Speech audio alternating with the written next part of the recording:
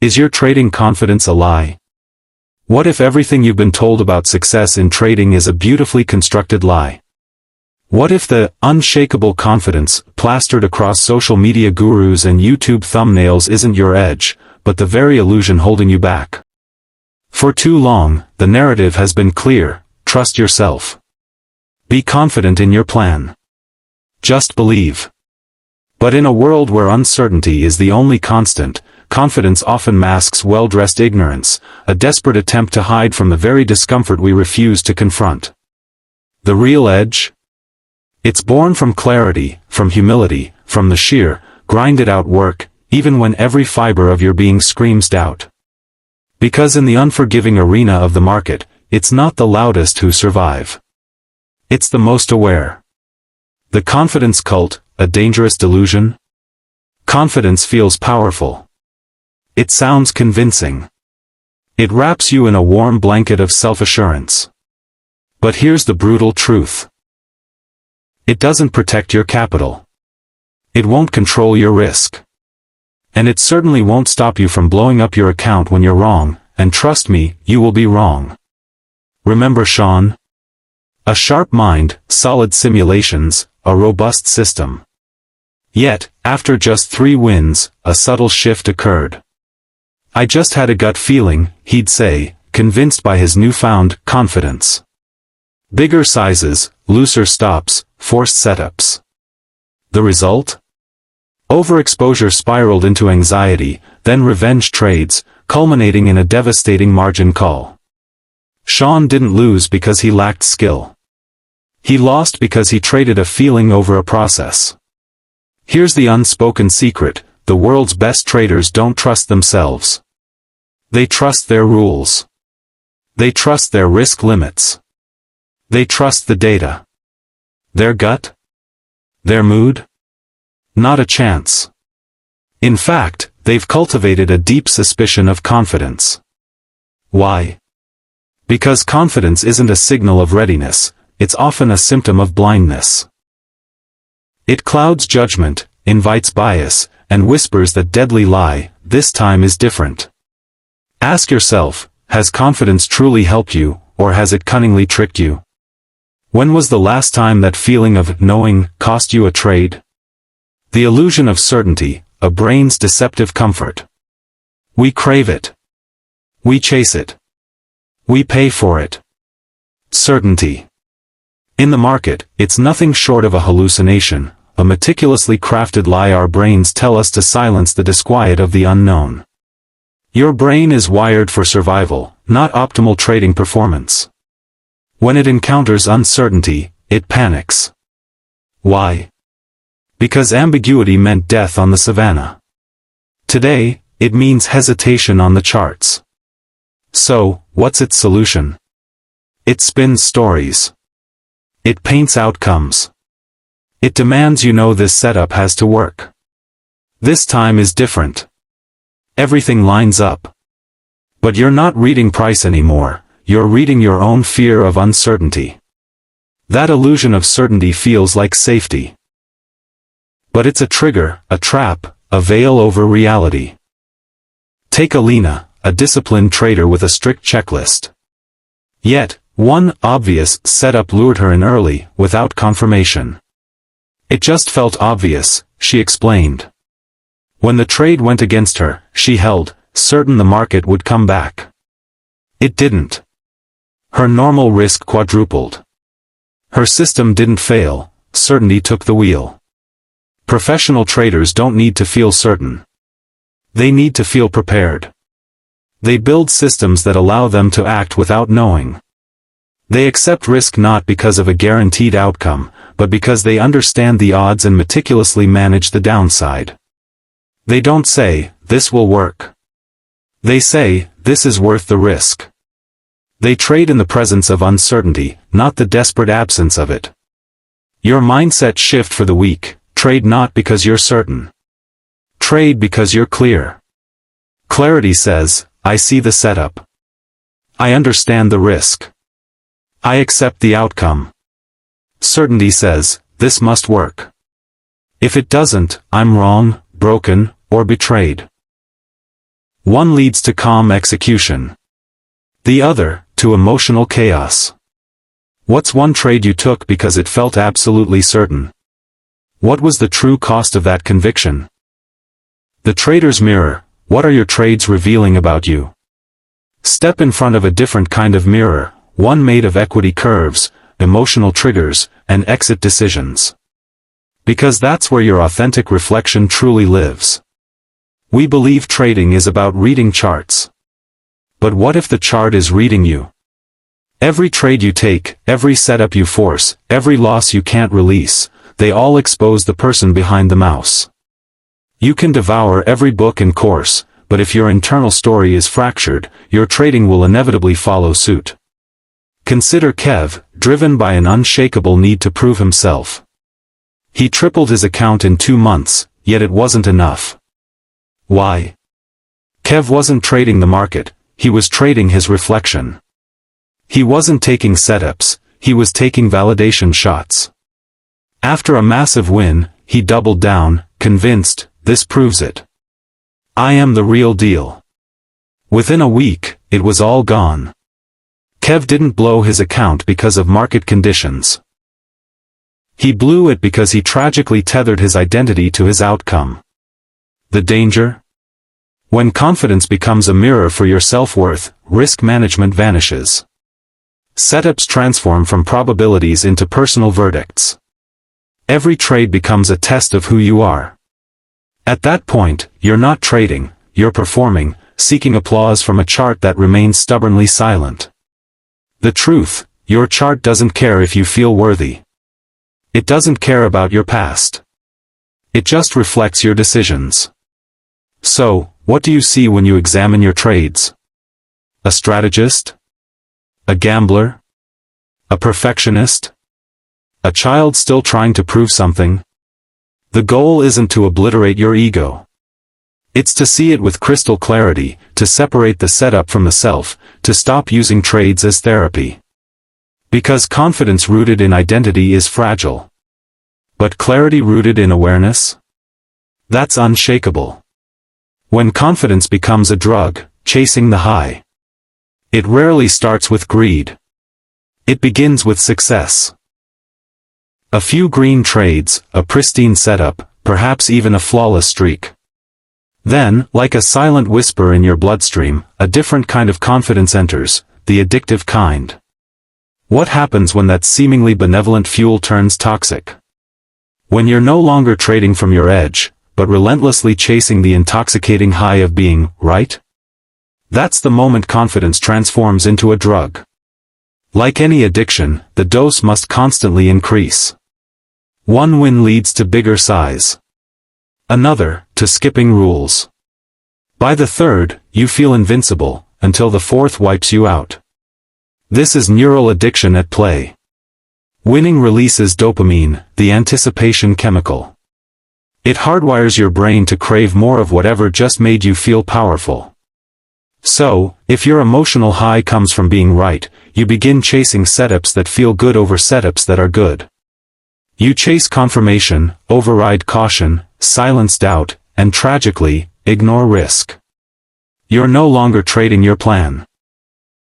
You're trading your chemical state. Carlos soared for 3 months, his equity curve a staircase to heaven. Then, the shift. He abandoned logging trades, journaling was slowing him down. He doubled his lot size, time to level up. When a trade went against him, he didn't exit, he added, then added again. His curve didn't just dip, it collapsed. I just knew it had to bounce, he recounted. I couldn't imagine being wrong again. That, my friend, was the addiction speaking. Real traders build immunity to this insidious drug. They understand a win is merely a data point, not an identity boost. They approach hot streaks with skepticism. They meticulously maintain their process, even when soaring, because they grasp this critical truth: the most dangerous time in trading isn't when you're losing. It's when you feel unstoppable. That's when overconfidence spikes. That's when judgment fades. That's when discipline silently dies in the corner. Are you chasing clarity, or are you chasing a chemical high? Because once confidence becomes a drug, the market becomes your dealer, and it won't stop until it humbles you or irrevocably destroys you. The trader who knew it would work, a story of entitlement. Some trades look perfect on paper, every box checked, clean structure, volume, confluence. Yet, they still blow up. But the real damage isn't from the trade itself, it's from what happens after. This is the story of Darren, a trader with edge, discipline, and experience, who was still wrecked by the most perilous phrase in the trading lexicon, "I knew it would work." Darren was on a roll, a month of solid performance, low drawdown, flawless execution. He felt confident, but not reckless. Then came the setup: gold, 1-hour chart, clear displacement, liquidity grab, a perfect bullish order block. He waited, marked his levels, entered. It moved in his favor, 1R, 2R, almost 3R. Then, a sharp reversal touched his trailing stop. He was out, up 1.8R. But that wasn't the problem. The problem was his next thought: that was my A+ setup. It deserved to hit target. Deserved. He re-entered. This time, no clear entry. No confluence. Just belief. The market turned against him. He held. It dipped further. He doubled down, because in his mind, this trade has to work. By day's end, Darren was down 7%. A clean win morphed into a self-inflicted meltdown. Why? Because confidence slipped into entitlement, and entitlement mutated into delusion. I knew it would work. This phrase has decimated more traders than flawed indicators or poor entries. It brazenly replaces probability with personal narrative. Here's what elite traders understand: no setup deserves to win.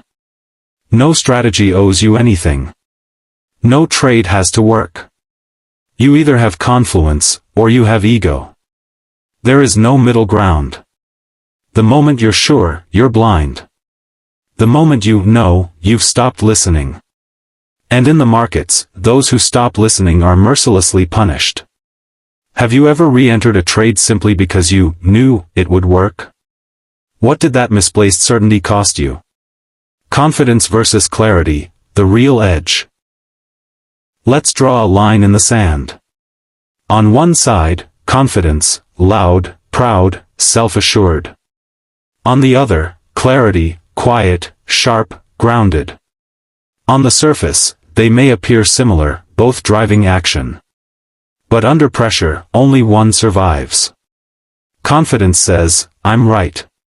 Clarity says, "This setup aligns with my edge." Confidence craves validation. Clarity demands precision. Confidence inflates with wins and collapses with losses.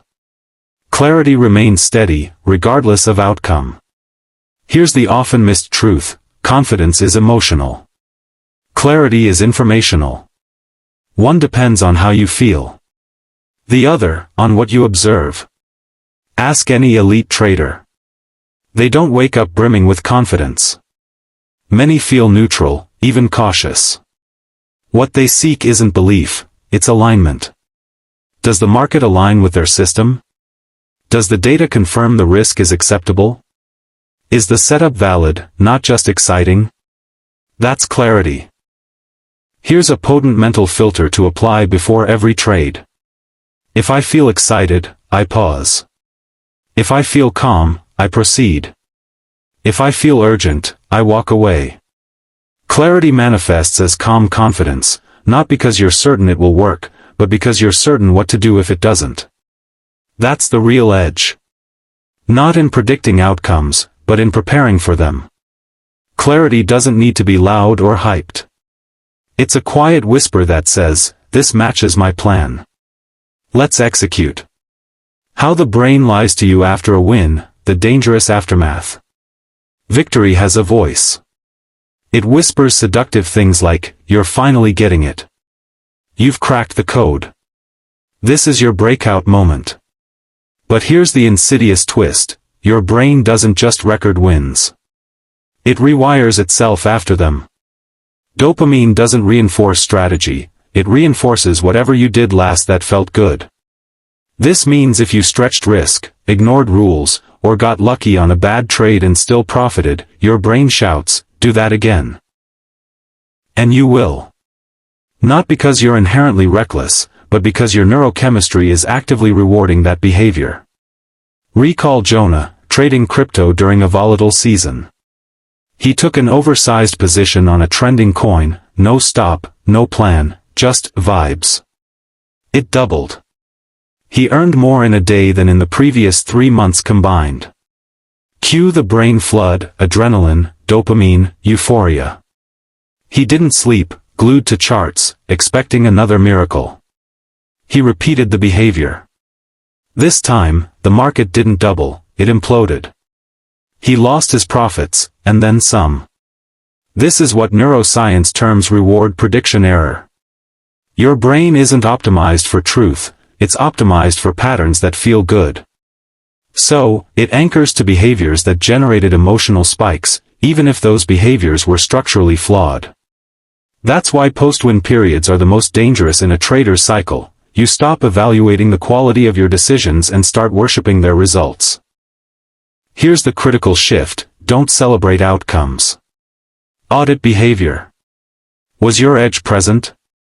Did your risk align with your plan? Was your mindset calm, not manic? If the answer is no, then the win was a warning, not a reward. The best traders journal their wins twice as rigorously as their losses, understanding that success can be a trap disguised as applause. Sometimes, the most dangerous words you'll ever hear come from your own brain. The cost of being right, why it blinds you. There's a steep price for being right, and it's not paid in capital. It's paid in blindness. The moment you begin to forge an identity around being right, you instinctively start fearing what happens when you're wrong. And that fear, subtle and quiet, alters everything. You cut winners short to secure proof. You hold losers longer to protect the self-narrative. You cherry-pick charts that agree with you and outright ignore data that doesn't. All in servitude to a fragile truth. I'm a good trader because I'm right. But trading isn't about being right. It's about being effective. The market doesn't reward you for being correct. It pays you for managing risk. It pays you for cutting losses swiftly. It pays you for showing up with composure when others panic. Being right is a trap because it feels moral, it feels like justice. But this isn't a courtroom, it's a casino governed by probability. Here's the brutal part: if being right becomes central to your identity, you will subconsciously avoid trades that feel uncertain, even if they possess a valid edge. You won't follow your system, you'll follow your ego. Ravi had a 65% win rate system, excellent edge, beautiful expectancy. But he despised losing. He couldn't stomach being wrong. So, every time he hit 2 consecutive losses, he froze, skipping the next trade. That skipped trade? Often a winner. It was a pattern driven by his inability to tolerate the emotional stain of being wrong thrice in a row. He modified his system not to increase profitability, but to protect his pride. His results tanked, not because the system failed, but because he stopped working the system. The world's best traders are wrong often. But they never internalize shame around it. They don't measure their worth by the scoreboard, they measure it by execution quality. They understand that the true cost of needing to be right is hesitation, rigidity, and emotional erosion. Let go of needing to be right, and you'll finally be free to trade what's in front of you. Identity addiction: why belief feels safer than uncertainty. This one is harder to spot because it doesn't manifest as overconfidence. It appears as comfort. The comfort of labels, the comfort of stories, the comfort of clinging to a belief, even if that belief is a lie. I'm a trend trader. I only trade supply and demand. I follow smart money concepts. None of these statements are inherently bad, until they become prisons. Identity creates rules, and rigid rules can blind you to reality. Meet Isla, a dedicated breakout trader who meticulously studied London open kill zones. Early success forged her reputation. But then, the market shifted. Breakouts started failing. False signals proliferated. What worked last month was now punishing her. Her response? I just need to be more disciplined. Stick to my breakout edge. But she didn't need discipline, she needed evolution. Her identity was fused with a method. Instead of adapting, she doubled down. The more she lost, the tighter she gripped her belief. Changing her style felt like betraying herself. This is identity addiction, the emotional need to be someone, even at the cost of clear thinking. The problem isn't the identity itself, it's how it makes uncertainty feel unsafe. If I'm not a breakout trader, who am I? If I don't follow this method, what do I have? So, we cling. We overfit. We force trades to align with who we think we are. In doing so, we stop seeing what's truly happening. Here's the liberating shift: your identity should follow your clarity, not the other way around. You are not your system.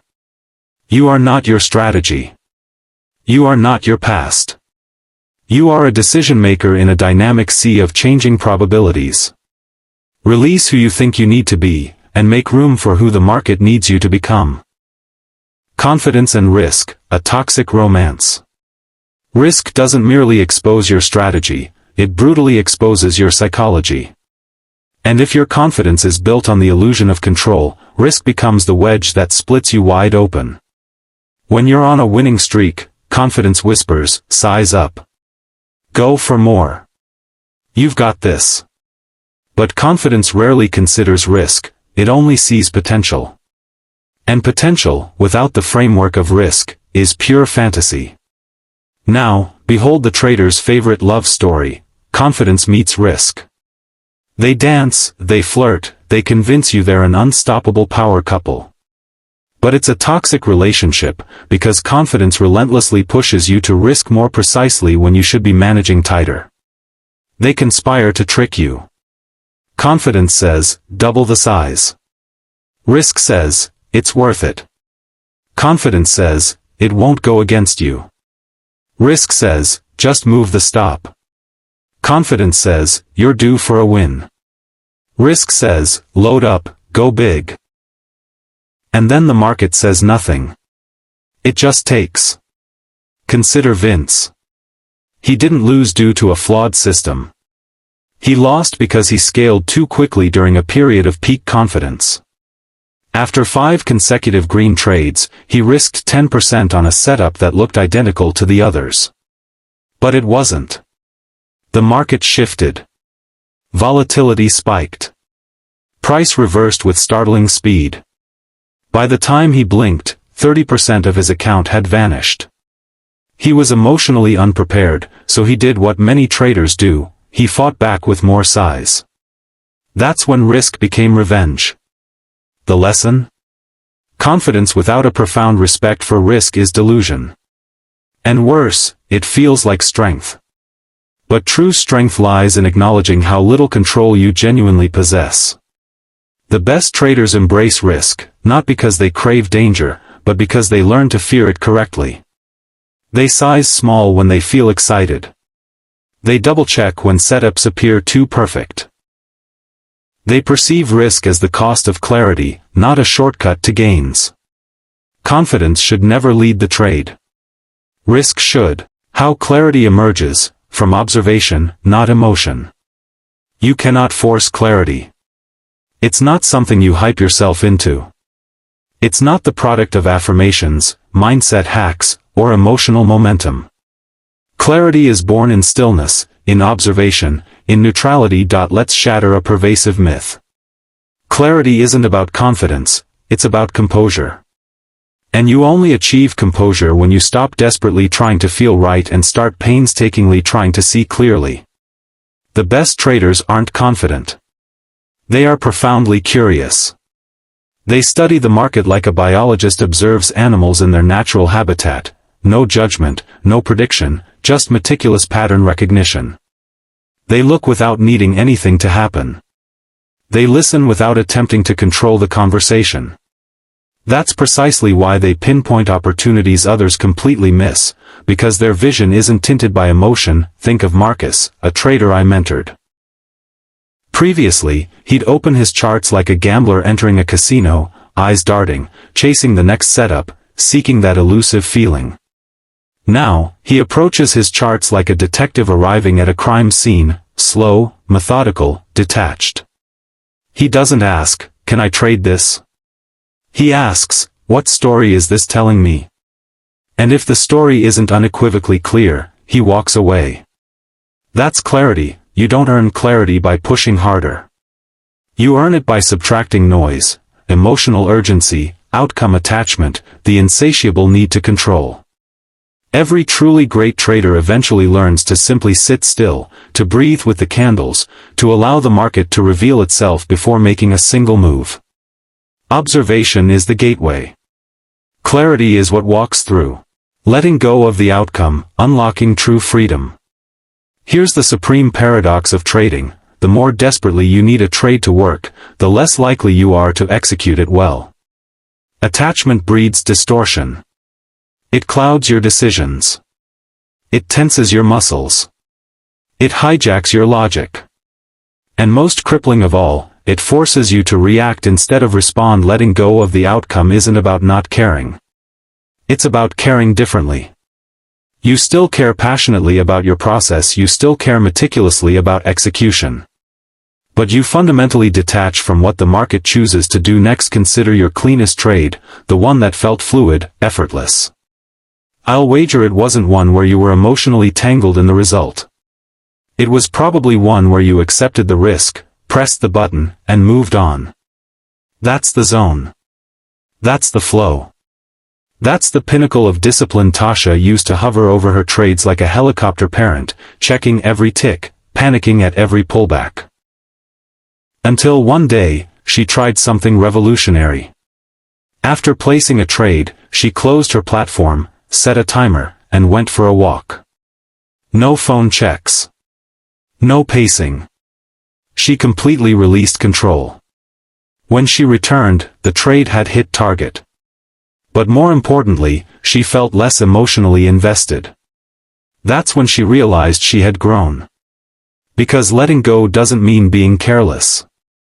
It means trusting your system enough to stop micromanaging outcomes. The market doesn't demand your constant attention. It demands your unwavering presence at the right, crucial moments. Attachment to outcome is ego in disguise. It whispers, if this trade wins, I'm good. If it loses, I'm bad. But you are not your P&L. You are not your last result. You are the observer, the executive, the one who adapts. Letting go of the outcome is what finally allows you to focus on the only part you can control, your behavior. And that, precisely, is where the real edge lives. The quiet mind.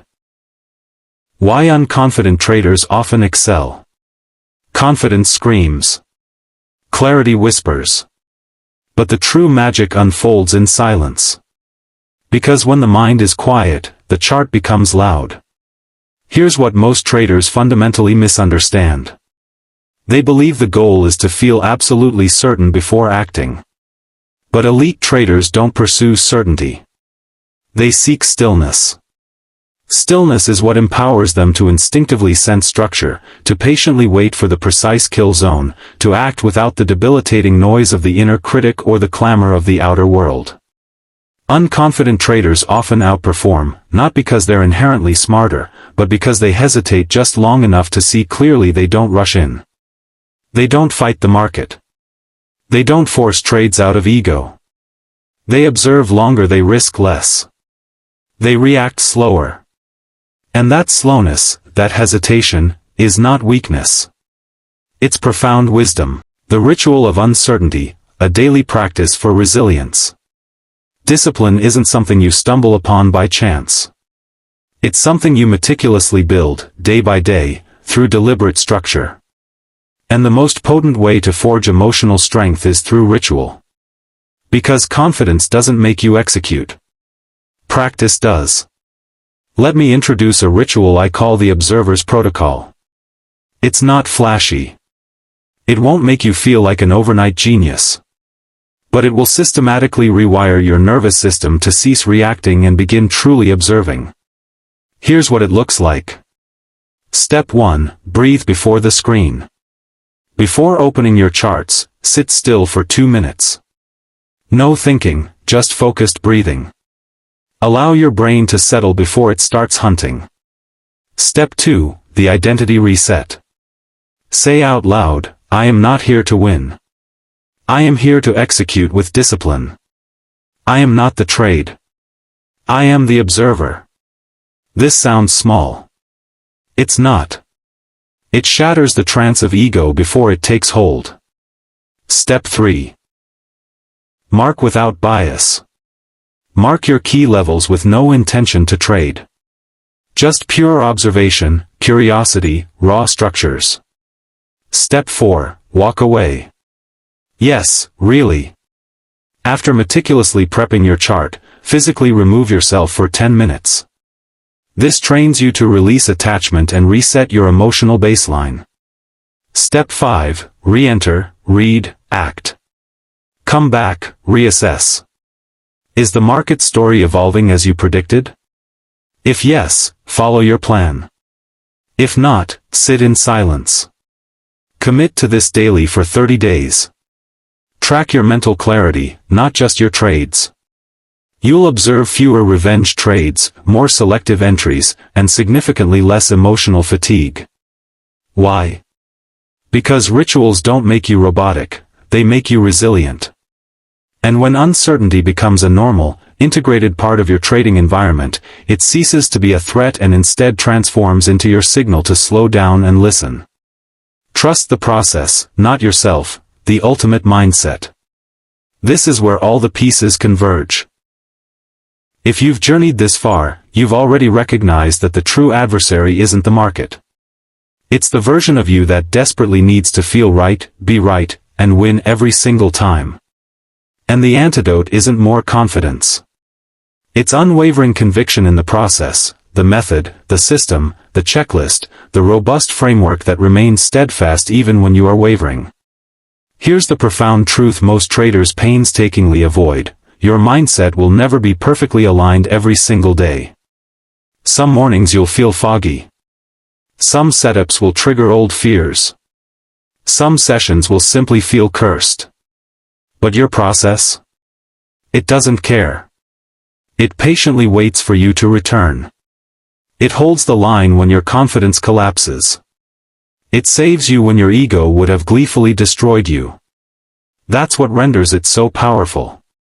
That's what makes you truly resilient. The trader who trusts themselves trades emotionally. The trader who trusts the process trades with unwavering discipline.